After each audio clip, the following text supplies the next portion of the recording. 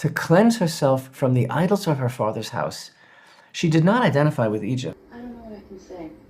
I'm American. I'm really not very Jewish. A fabric of society and politics and undermining it, giving unfair advantage to authoritarian governments against democratic countries, First Amendment type of...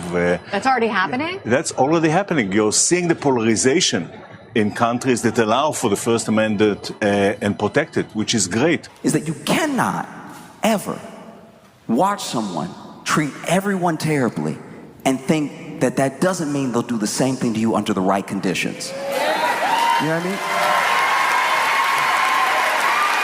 And I should be clear here. I'm not talking about someone who has a bad day, someone who's in a bad way at the moment. We're all human. People have bad days. I'm talking about someone who, by and large, treats people terribly, but is nice to you. It's only for right now. I am now about to launch Gideon, America's first ever AI threat detection platform built specifically for law enforcement. It's only for right now. As soon as you're in the position the other people are in, they'll treat you the same way. And if you don't think so, you're a fool.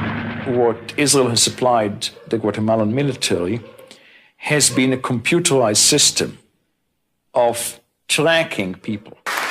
Both of them, without exception, think that they are the exception. Oh no, I've seen him scream at everybody and, treat them like trash. It won't happen to me though. All right? One has the most money in the world. One has the most power in the world. In other words, you can have a computer system which has in it every man, woman, and child in Guatemala, and you can issue identity cards, and then you can follow people around. You can find out where they are, who they are, and whenever they're stopped at a roadblock.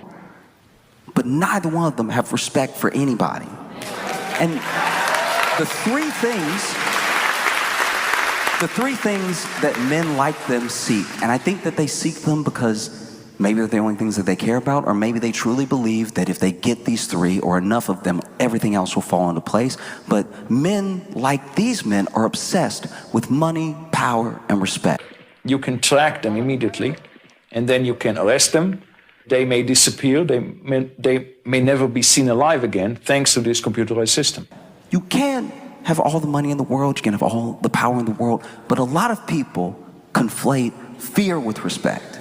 And they're not the same thing.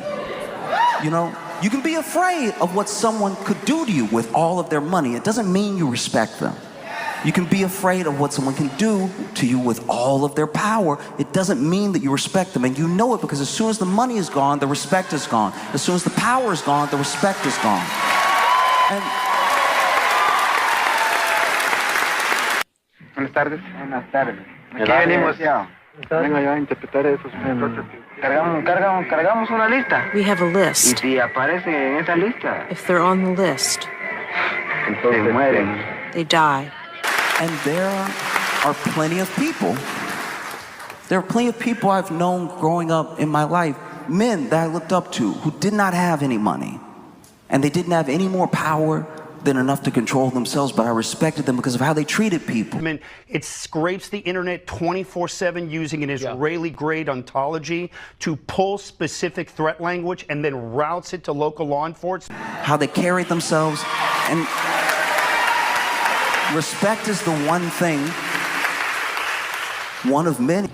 Most Israeli operations in Black Africa in the 1960s, these operations were quite extensive because at the time, Israel had relations with about 30 Black African countries. That can't be bought and it can't be forced. And was involved in a lot of things. And as it turned out, this was all financed by the U.S. government.